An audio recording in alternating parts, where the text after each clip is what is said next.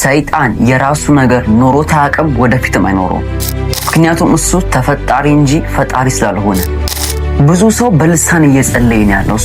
ከመንፈስ ቅዱስ የሆነውን ልሳንና ከሰይጣን የሆነውን ልሳን እንዴት ነው መለየት የምችለው? ይህንን በዚህ ቪዲዮ እንመለከታለን። ጸጋና ሰላም ይብዛላችሁ የተወደዳችሁ የጌታ ቤተሰቦች። ዛሬ ደግሞ በአዲስ ጠቃሚ በሆነ መንፈሳዊ ትምህርት ተገናኝተናል። ለዚህ ቻናል አዲስ የሆናችሁ ቪዲዮውን ላይክ ማድረግና ቻናሉን ሰብስክራይብ ማድረግ አትርሱ። ወደ ትምህርቱ እንሂድ።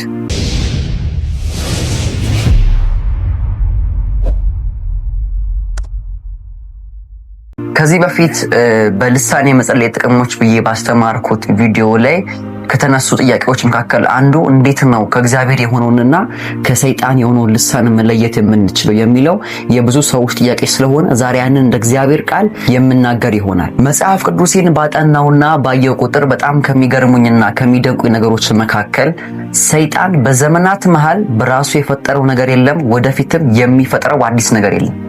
የትኛው እንቅስቃሴ ከእግዚአብሔር የወሰደው ነው። ለምሳሌ በቀላሉ በትንሹ ነገር እንኳን ሳሳያችሁ ጠንቋይ ቤት ስትሄዱ የምታያቸው እያንዳንዱ ሴሪሞኒዎች በመጽሐፍ ቅዱሳችን በብሉይ ኪዳን በመገናኛው ድንኳን ላይ ይደረጉ የነበሩ ናቸው።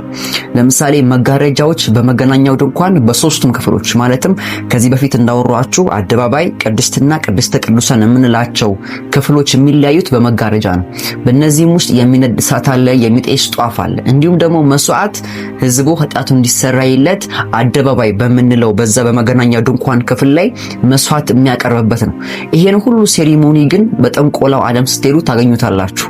ስለዚህ ሰይጣን የራሱ ነገር የለውም፣ ወደፊትም ደግሞ አይኖረውም። ታዲያ በዚህ ጊዜ ደግሞ ብዙዎቻችንን ሰይጣን እያሳተ ያለው ከእግዚአብሔር በሚመስሉ ነገር ግን ከእግዚአብሔር ባልሆኑ ነገሮች ስለሆነ ከነዛም ውስጥ አንዱ በአዲስ ቋንቋ መናገር ወይም ደግሞ በልሳን መናገር ነው። ስለዚህ በልሳን የሚናገሩ ሰዎች ያ የተቀበሉት ወይም የሚናገሩት ልሳን ከመንፈስ ቅዱስ መሆኑን በምን ማወቅ እንችላለን የሚለውን የመጀመሪያው መንገድ ልንገራችሁ። የነሱን የመንፈስ ፍሬ ቼክ ማድረግ ነው። በገላትያ ምዕራፍ 5 ሐዋርያው ጳውሎስ ያስቀመጣቸው የመንፈስ ፍሬ የምንለው። ምክንያቱም ይሄንን ፍሬ ሁሉም ክርስቲያን በህይወቱ ላይ በጌታ እስካመንና መንፈስ ቅዱስን እስከተቀበለ ድረስ ይሄንን ፍሬ አለማፍራት አይችልም፣ ከሱ ጋር ባለው ህብረት ላይ የተመሰረተ ቢሆን። ለምን መሰላችሁ? ሰይጣን የፈለገ ራሱን አዳፕት ቢያደርግ ራሱን ዲቨሎፕ እያደረገ ቢሄድ ይሄንን የመንፈስን ፍሬ ግን ማፍራት የሚችሉት ከመንፈስ ቅዱስ ጋር ጤናማ የሆነ ህብረት ያላቸው ሰዎች ናቸው። በደንብ አድርጋችሁ ስሙ።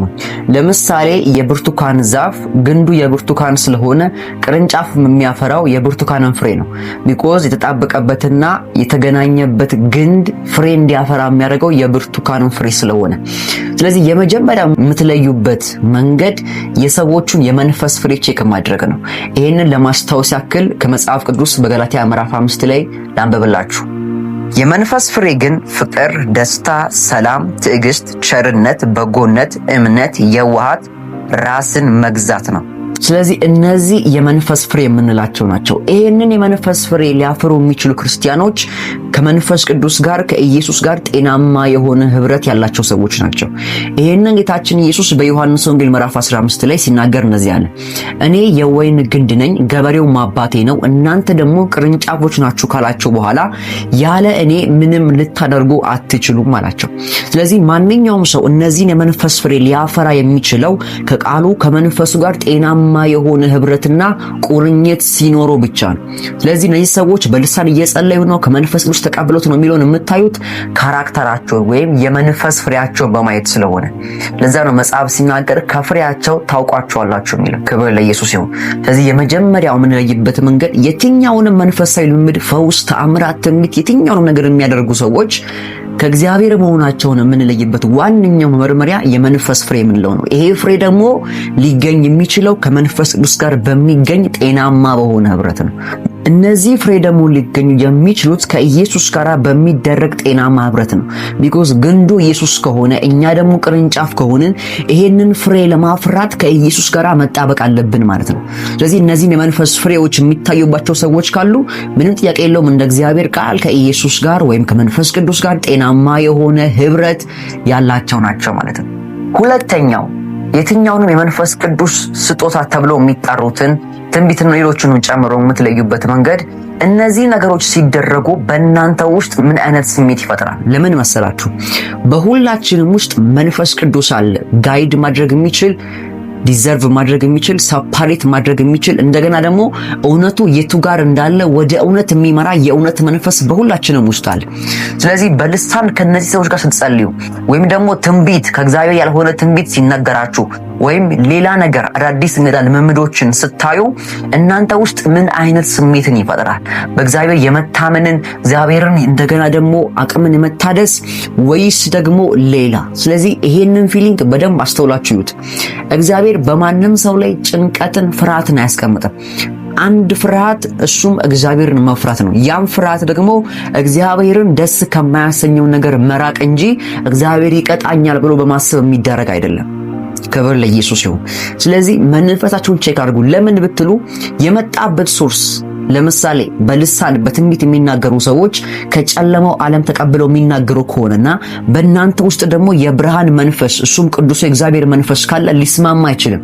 ስለዚህ ሳይን ሰጣችኋል፣ ምልክት ታዩበታላችሁ። ውስጣችሁ የመረበሽ ስሜት፣ የመታወክ፣ የመጨነቅ ወይም የመጠራጠር ስሜት ይፈጠርባችኋል። ለምን? እናንተ ውስጥ ያለው የእግዚአብሔር መንፈስና ይሄ ልምምድ የመጣበት የጨለማው ዓለም አግሪመንት ስለሌላቸው ወይም መስማማት ስለማይችሉ ብርሃን ከጨለማ ጋር ህብረት ስለሌለው። ክብር ለኢየሱስ ይሁን። ስለዚህ እነዚህ ሁለቱም መንገዶች በደንብ አስተውላችሁ እንደ እግዚአብሔር ቃል ተጠቀሙበት። ክብር ለኢየሱስ ይሁን። በዚህ አጭር ቪዲዮ ብዙዎቻችሁ መልስ እንዳገኛችሁበትና እንደተማራችሁበት አምናለሁ። በሌሎች በአዳዲስ መንፈሳዊ ትምህርቶች እንገናኛለን። ይህንን ቪዲዮ ላይክ ማድረግና ቻናሉን ደግሞ ሰብስክራይብ ማድረግ አትርሱ። ተባርካችኋል።